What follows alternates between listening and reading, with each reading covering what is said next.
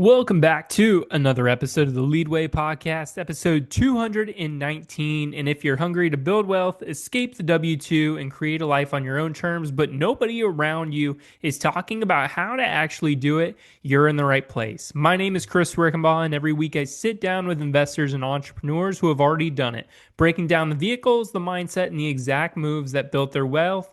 And today is a good one. Today I have on Frank McGovern, who's a Philadelphia-based wholesaler who started in 2010 with 100 bandit signs and then eventually built a 7-person operation doing 60 deals a year. And we're going to get into a story about how he was completed over 600 deals before walking away from the entire model and starting in commercial and basically restarting everything using less employees, more AI, and we're going to talk about what he is building on the side that will release very soon. So this is a good one. Make sure you tune in for the entire thing to where he talks about his AI that he's developing at the end for real estate investors and anybody using a CRM. So make sure you stick around for the end, but let's get to Frank. All right, Frank McGovern, welcome to the Leadway Podcast. How's it going? I'm good. I'm good. Thanks for having me on, Chris. I appreciate it. Absolutely. Your buddy Adam Ballsinger, he said you would be a great guest, and he talked about all your wholesaling, all your flipping, and what you're doing in business. And I'm like, man, he would be a perfect guest for this episode. So I'm excited to dive into what you do in your story, because you were big in wholesaling, and we were talking a little bit before how you moved into commercial. So let's go back to the beginning. So give us a little bit of a background on you and what you were doing before real estate and what got you into it. Yeah, sure. I'm in the Philadelphia market. I was born and raised in Philadelphia. Oddly enough, like real estate was something I always kind of wanted to get involved into, like was kind of thinking about it when I was 17. I had my first child at 18, so like life happened and I couldn't necessarily take the entrepreneur route, but in the back of my mind, it was something I was always going to get into. And then in 2008 and 2009, I was always doing like either working in banking or collections. And when the economy, crashed in 2008 and 2009, I was doing business to business credit card collections. So small businesses pretty much, folded. So the company got outsourced overseas, and I was getting unemployment and max severance pay. So I figured, hey, here's an opportunity for me to kind of, get involved in real estate. So in my mind, I was going to become a real estate agent, learn the business that way, and then get into flipping houses. So at the end of 2009, I passed the state exam, and I can remember this like it was yesterday. It was like one of them aha moments in life. But it was like December of 2009. I was looking for an investor-friendly real estate broker online, and I stumbled upon a little-known website at the time called biggerpockets.com, which is Oh, obviously man. not a little website anymore. But on that website, I saw about wholesaling, and literally in my mind, I said, "This is legal drug dealing, and you're not going to go to prison for it." So the literally the next day, without like knowing much about wholesaling, I ordered 100 bandit signs. They came, the first week of January of 2010, and then the rest was history. Yeah, that's an awesome start. So back in 2009, Bigger Pockets was just getting going, wasn't it? Yep, it was a free website at the time, and yeah, there was not many. It was a very little website at the time. Like there was maybe hundreds or maybe like 1,000, like very minimal amount of users compared to what it is today. Yeah, I that's how I got my first start in real estate. You read Rich Dad Poor Dad, you hear real estate, and then what's they have the book on rental property investing. It's like, well, I might as well go check that out. And that's how I got my start too. Within a year of reading that book, I bought my first property. And then about 2.5 years, 2 years later, I was starting to flip properties. So I think Bigger Pockets is such like a good, you know, kind of platform to learn and get started. But for the people that want to, accelerate and start doing more, and, they don't want to do 5 to 10 properties a year, that's when they got to start going outside the box. But I love Bigger Pockets as a platform to get in, learn, and then leapfrog from there. So, after getting the bandit signs, what did those next couple years look like in wholesaling and growing and scaling your company? Yeah, so when I started in real estate, like my objective was not to get rich or anything like that. Like I didn't grow up with money. And at that time, like when I was getting started, I had two kids. I now have four. But I just wanted to have like, live a decent life, a better life than what I had, growing up and, be able to give them a better life than I had. So I literally just wanted to make $60,000 a year and not have to work for somebody else. Like I always was like a hustler type of, person. So I never liked working for somebody else. So my mind is like, hey, if I can make 60,000 a year, work for myself, I'd be happy.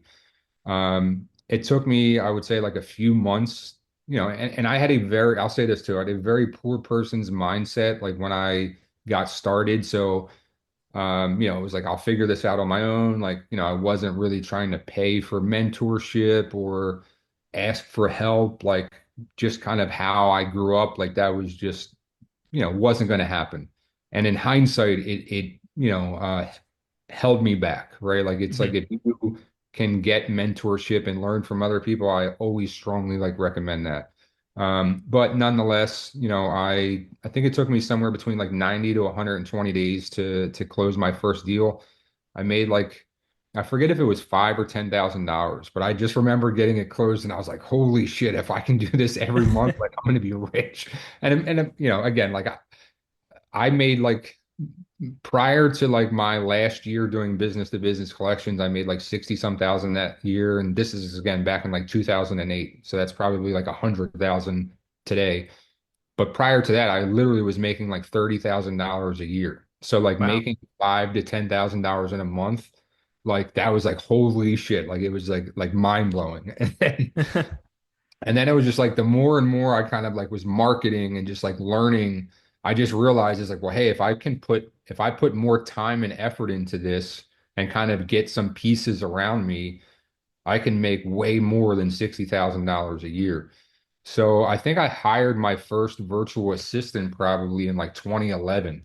And then in like I want to say around 2012 or 2013, I hired my first salesperson. Um, and then by the time I like shut down my operation, wholesale operation, like residential in 2020, like I mean, I had an office with like seven W-2 employees, a Wow. lot of virtual assistants overseas. I was doing a good amount of volume, wholesaling, flipping, buying.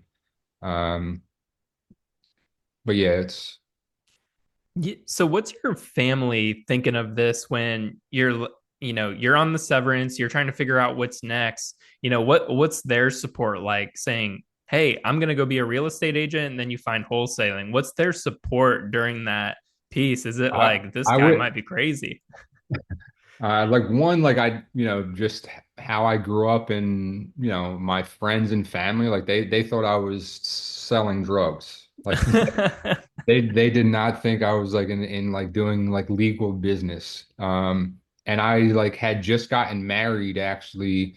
Like I was engaged, I think in 2010 and I got married in 2011, but like my now ex-wife, she wasn't like trying to talk me out of it per se, but it wasn't like, oh yeah, you got this. It was just more like, what is this? Like again, back in 2010, I would talk to agents that didn't know what wholesaling was, right? Like it wasn't wholesaling today was, compared to 2010 was totally different. So it's like when I would try to explain to people that like didn't, back in 2010 that are just friends and family, like what it is that I'm doing, they're like, is that even legal? Like what is it? Like how can you like just sell a piece of paper? So like it was not really something that I felt like that like I was getting a ton of support from friends and family just because of the economy was shit. Like nobody even understood what I was actually doing. But for some reason, like when I had like stumbled upon that and like bigger pockets in my mind, my conscious said to me like this is it. This is gonna like change your life. Like, and even like the $60,000 a year and not ever having to go back to like a 9 to 5, like that would have been like kind of quote unquote like life changing for me. But oddly enough, it did significantly like change my life, quite a bit. Ye- So the first couple years, like it was just mainly me. And then I just slowly kind of started adding team members, like a virtual assistant, then a salesperson, then like a local administrative like assistant, and then at one Mhm. point I had like, acquisitions, dispositions, transaction coordination, a sales manager, operations manager, I had a decent sized team. What did the volume look like during those years? I was doing about like 60 transactions a year on the wholesale side.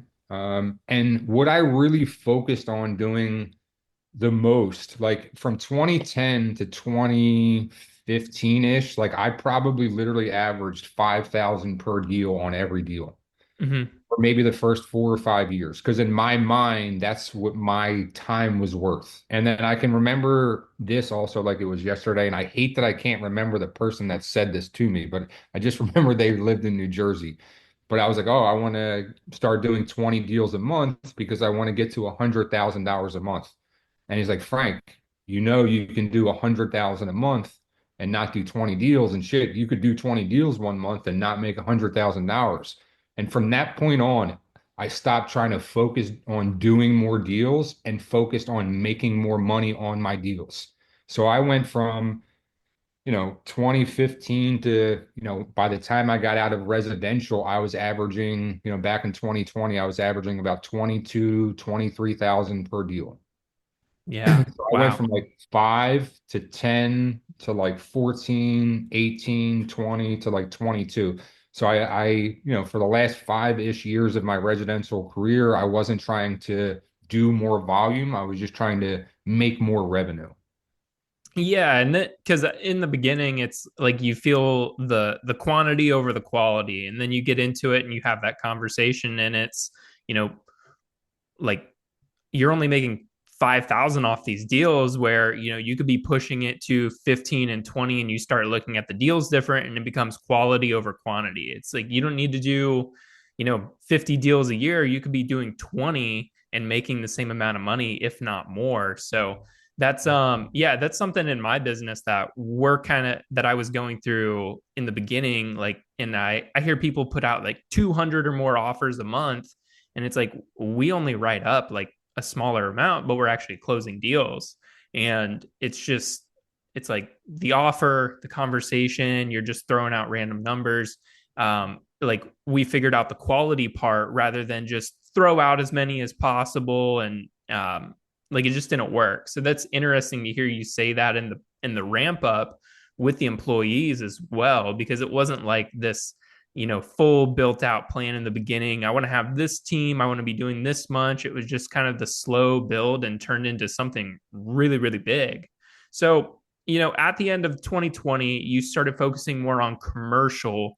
What drove the commercial part rather than the residential? So I had in 2018 and 2019, I had brought on like managers, like operations manager, sales manager, and um, at that point in time, I was like transitioning not out of wholesaling, but just Mm-hmm. more like my personal time was more involved with I was buying rentals, doing fix and flips. I developed a few houses.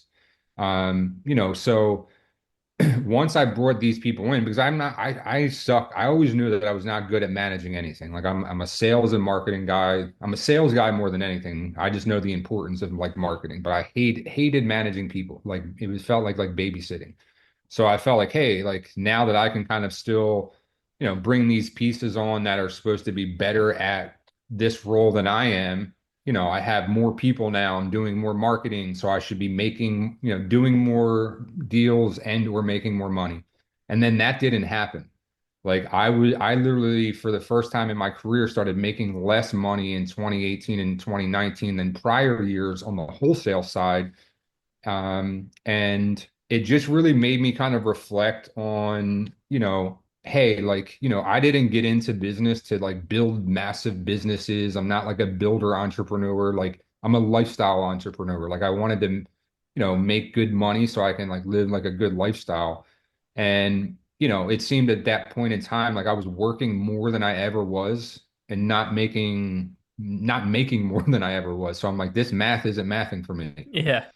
So in 2020, and it had nothing to do with COVID. It just was coincidence that like COVID was happening. But like I just really did a lot of reflecting, and it was like internally, even though I'm like doing well, I'm not on like the path that like I feel like I'm supposed to be on. Like I was like, I don't like going into an office. Literally, when I became an entrepreneur, I was like, I never want to go into an office. That was literally part of me becoming an entrepreneur. And then it was just like more and more and more. And then I'm in the office more.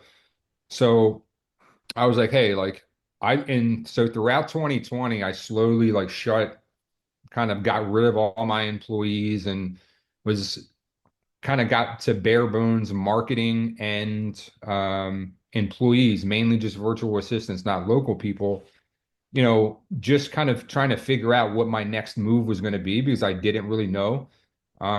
And I knew someone that was doing extremely well, buying apartment buildings. So in my mind, I'm like, hey, well, if I can find him an apartment building, because I like finding deals like sales and marketing, I can probably make significantly more flipping him an apartment building than I can flipping any type of house. Hmm. So mind you, I did like over 600 transactions in like the residential space in the Philadelphia area, for the most part in the Philadelphia area.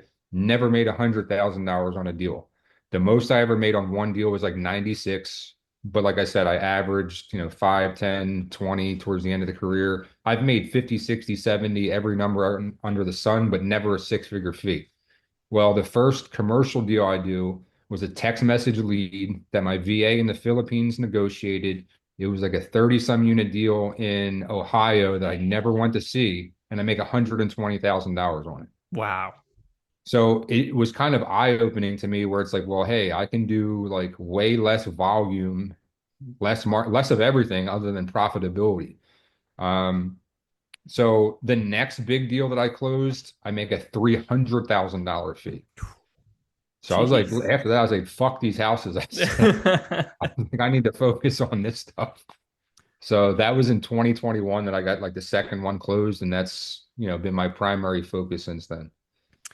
Wow. Yeah, that's a huge ramp up being able to, I mean, it's just so eye-opening going from these, five to, $25,000 deals, and then all of a sudden it's six figures just Yeah. in one deal, probably the same amount of work or maybe a little bit more, Yeah, but and I tell people it's definitely from a sales and marketing standpoint, like there's no difference. Marketing is I use the same marketing channels, the sales is easier. It does cost you a lot more money to get the deals. It takes a lot longer. The due diligence is more involved. But at the end of the day, like for what I'm looking to invest in terms of like, inputs in terms of time and, hiring people, like it was a no-brainer for me to kind of, focus more on this. yeah. Now, did you transfer your entire team from the single family or, the residential to commercial, or did you have to let some people go and really adjust the team? Well, I had pretty much by the time I made the full transition, like I had let everyone go prior to that. Like I slowly throughout 2020 was like letting people go, because like I said, I just at that point, like I was dealing with a lot of personal stuff as well, but it was just like, hey, like this path I'm on right now, it's not where I want to be. And I'm not going to keep paying people while I'm trying to figure out like what my next move is. So, and honestly, like at that point in time, people were able to get unemployment because of COVID and stuff. So it was like I was able to kind of get rid of people and still allow them to get like unemployment, while COVID was happening. But my intent was not like I hated managing people. So I never wanted to go back to like a big team or get an office. Like that was in my mind, like small, lean and mean, and never going back to an office again. So up until pretty recently, like I've just leaned on me, virtual assistants, and AI to get deals closed. That's awesome. Yeah. How has that changed with AI going from, virtual or maybe not virtual, like an actual cold caller sitting in an office, maybe in the Philippines somewhere, to AI doing that? How has that changed the game for you? So I've actually developed some AI products like internally, like that I'm gonna be like selling eventually. Oh, cool. But you can't actually do cold outreach with AI. Like there's certainly companies out there that market this stuff, but it's similar to calling the DNC. You can literally get fined for every single one. So the AI agents that I use are primarily like they can answer an inbound call and then they can make outbound calls to like my old cold leads and convert them to hot. So they're doing that like via voice. I'm starting to utilize that like with text messaging. But for myself and for many others, utilizing AI will allow you to grow your revenue and deal flow significantly without growing your team. And for me, um, that's it's been like it's been a blessing. Like, I have like my AI up and running that I like build out, but it produces more and costs less than VAs, like, and it's not even comparable. Yeah, so I see a lot of people trying to transition from like these cold callers and they're implementing AI. And AI to me kind of sounds like a very broad term at this point because people Yeah. are developing like certain agents. And so, can you break down a little bit about how that AI works and like what you built it for, what its purpose is, and what it actually does? Yeah. Yeah. So throughout my business, since I've been hiring VAs, which I said since 2011, I've always leaned on virtual assistants, mainly to do like lead generation, lead management, and follow-up. So the AI agents that I have, and going into like last year, like I was looking to do more deal flow. Um, so it was just like, okay, well, how can I do more deals without hiring more people? So I started kind of dabbling with the AI stuff, and I realized, hey, like I can create AI agents that can replicate what virtual assistants are doing, and they cost less and they can work significantly more. So the AI agents that I'm utilizing, they can answer inbound calls. So I never miss a call, 24/7, 365. They'll answer the call, qualify the lead, and then schedule a calendar appointment for the sales team to call back. And then I also have an AI agent that does outbound calling. And again, you can't use it for, cold outreach, but like I have, I think 12 to 15,000 like old leads just in my CRM. Mm-hmm. So I'm constantly calling those every single day. And I'm getting like, reviving old cold leads every single day with the AI voice agents. Wow. So being able to create that, like when you say you're creating it, is that something like you're going through Claude and creating? Is there a different server? Like what's the platform? It's a somewhat of a long story, but so I initially was building something on Go high level, just Okay. like a texting thing. Then I actually partnered with somebody that was more of a tech and operations guy to build like voice agents that are, completely separate on their own. That went horribly wrong, the partnership. So uh, we parted ways in January. After we parted ways, I paid a developer to build the agents on my own.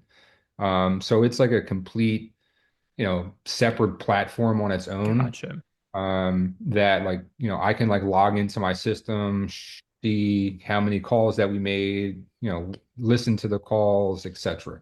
Gotcha. Okay. Yeah. So it's all developed because I use a system. It's like off of Go High Level, but it's basically like a spitting image. So yeah, that's interesting how other people are doing that with developers or whether they're building it themselves. Yeah, so I paid a developer and he just used a different, some coding and then a different tech stack. Some of the tools that I utilize is called like Vapey or Vappy. I've And heard then that one. yeah, Twilio, which is where most people get like their telephone numbers. That's like where I'm getting my telephone numbers. And um, so yeah, it's just it's more customizable, like and honestly, like just I hear, how mine is compared to like Go high level and some other things, like it's better than those. Um, so I know Go high level is definitely going to catch up, but this has like I have complete control. And in my mind, after I started developing for this for myself, I was like, damn, like I know how valuable this is for me and my business. And so my intent is to start selling that and not just to like real estate people. Anyone that like, it solves three major problems, right? Never missing a call, 24/7, 365. If you're missing calls, you're missing money. speed to lead. So if like you're doing like web form, if somebody gets like a web form, the AI agent can call it in like a minute or less. And then, just talking to a lot of different business owners in the last 3 to 6 months, a lot of people don't follow up on their like leads, which is Mhm. absolutely insane to me because like that's how I get like a majority of my revenue. But the AI will automatically just call that constantly until, they threaten to sue or they say they're going to sell. There you go. There you go. So I want to jump back into kind of what does your business look like today? What's the amount of volume you're doing, and what's on the horizon? Like, what are you building to be able to go for? Yeah, so the last few years, I've been just doing like about a handful of the bigger deals a year. Going into last year, I was looking to do more deal flow, and that's kind of why I created the AI stuff. I've spent, a significant amount of time and money on the AI stuff in like the last 12 months, which definitely pulled me away a little bit of the, commercial stuff. But now that I have it, up and running, I actually just recently brought in like a dispo guy. So moving forward, my goal is to be doing, I want to get to a point where we're doing about 18 to 24 deals a year. And maybe half of them wholesale, half of them like acquisitions. But that's the goal. I don't want to just necessarily be just wholesaling the larger assets, even though I actually do negotiate equity in some of the deals that I do close. My goal is to be, buying more of the assets and bringing on operating partners so I can really just focus on finding deals and finding capital. Awesome. And then Awesome. also too, like I said, that with the AI stuff is something that I'm going to be selling as well. Like it just, I'm trying to kind of perfect the product, more and more, and I have been doing that, but I definitely will be selling that as well. Yeah, that'll be cool to keep track of. Is it you? I know it's not ready yet, but have you even like pushed it out to like 10 to 20 people to be able to give feedback or anything? So yeah, so like it's working well for me. I actually had some people that were ready to sign up for it, and I kind of just pulled back just because there's some stuff that I want to, work on and improve upon before I have people start paying me money.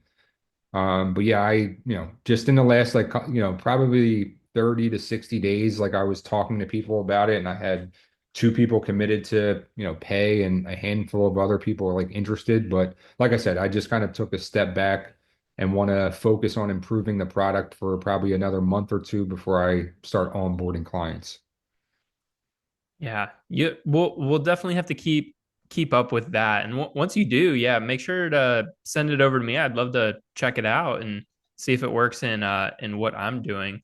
So I want to transfer or transition over. So we're getting close to wrapping up the show, but for these people who are just getting started in real estate, there's so many different avenues to go, and I want to focus specifically on the wholesaling side. There's so much information out there. So, for somebody who is wanting to start, where should they start and what should they be doing, in your opinion? Well, one, I would say, like to me, finding local people in your market or as close to your market as possible is key because there's different nuances in every market. So it's like if you're getting mentored by somebody from California and you're in New York, like they're not going to know everything about New York. So like if you're going to get into wholesaling, just go to local RIA groups, see if there's Facebook groups, but definitely just connect with people that are local in your market and already doing business. Um, to me, I would highly, recommend taking action. I feel like too often people like have analysis paralysis, like where they feel like they need to have an LLC set up and a business, a 10-year business plan and have all of the information and feel ready. And it's like you're never really going to feel quote unquote ready when you're taking a leap of faith. And the best real way to learn is by doing. So taking consistent massive action will get you a lot further than just knowing everything on paper. Yeah, you can't sit at home and wait for all the lights to turn green before you leave the house. Yeah, So, yeah.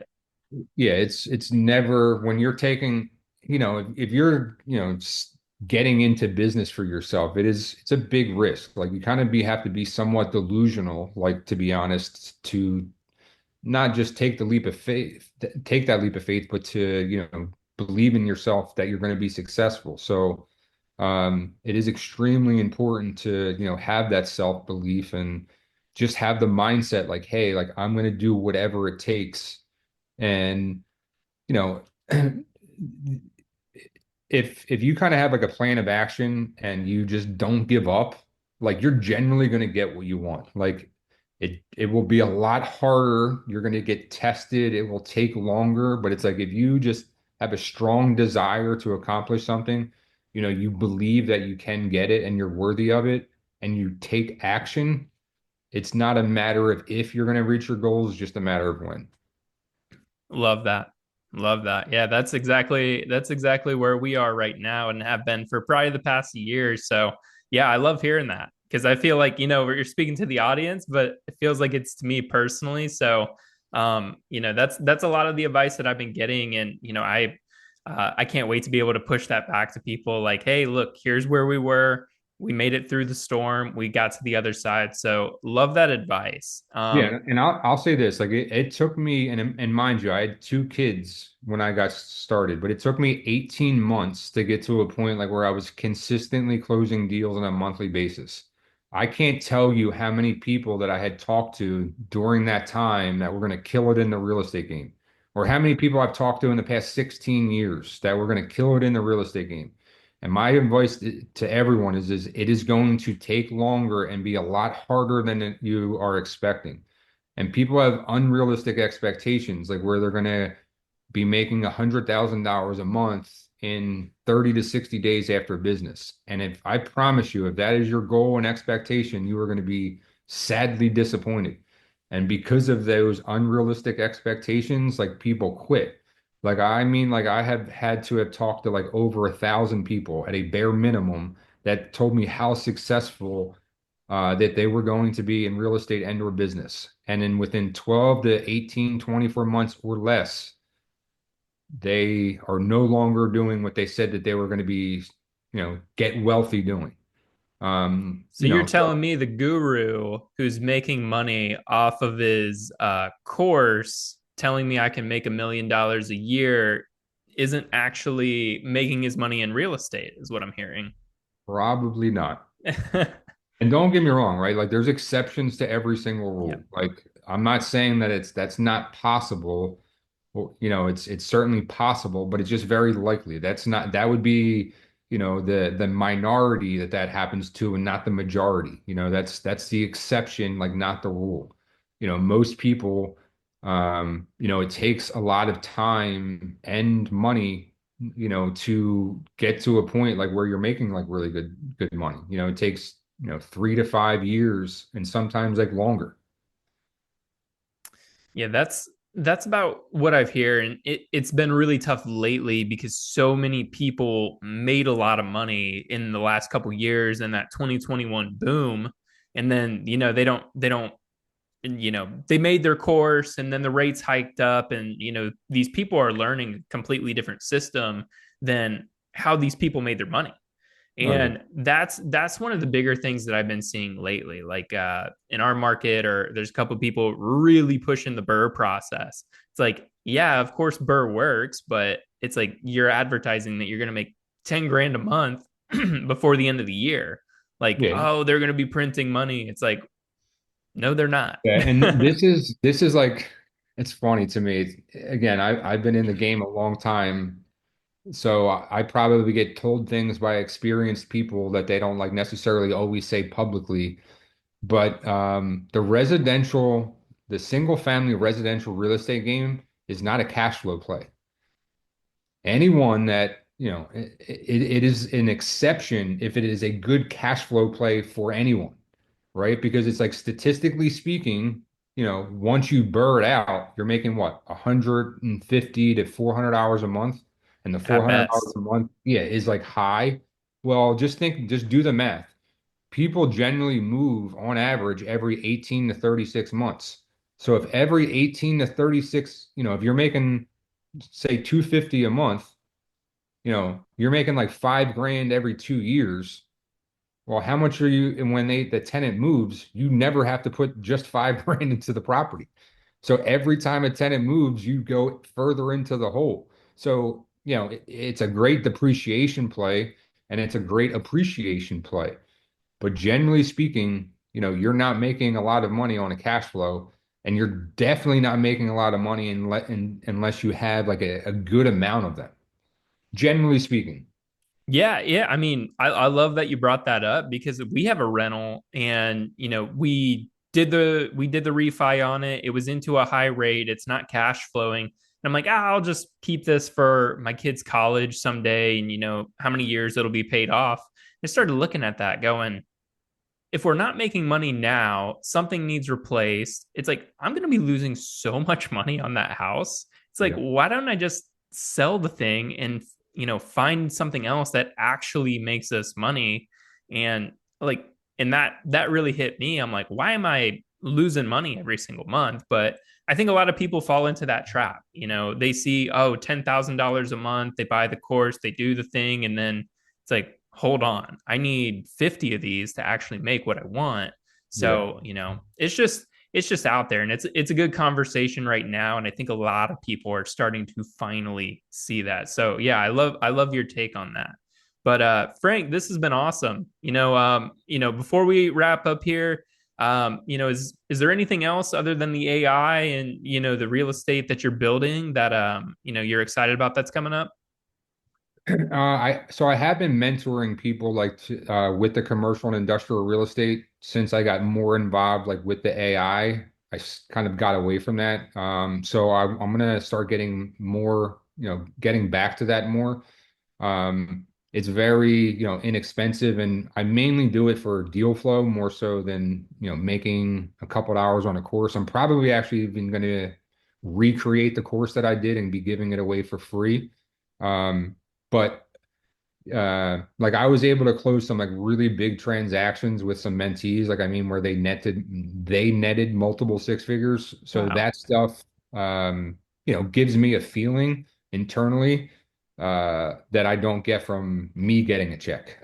Yeah, that's life-changing money for somebody just getting started. Yeah, like I've, had mentees like where we've split like $450,000 fees. Wow. Yeah.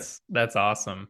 Well, if somebody's interested in that, they want to learn more about you and maybe check out your AI and what you have coming up, what's the best place to do that? On social media, I'm pretty active on Facebook and Instagram. Facebook, just my name, Frank McGovern. And then on Instagram, it's Fuck It Frank, but it's with a PH. It's PHUCKITFRANK. And that's a play on words, like obviously Philadelphia, fuck, but it's also because like it's like a brand. I actually had a podcast and it's like a brand that's associated with that Oh I haven't yeah, it's a good put one. too much. But it's a play on words, I say, because like I used to always get the fuck it's in like a negative way for a lot of my life, like where I'd be going to do something I knew I shouldn't, and my conscience would tell me I shouldn't be doing it, but I'd say, fuck it, and I'd go do it anyway. So the podcast that I actually had where I'd interview guests and I shared like my story, where people just kind of make like life-changing transformations like with their life. And the fuck it is more of like a blessing, not a curse, where I want to show people through the podcast, like, if you can change your mindset, you can change your life.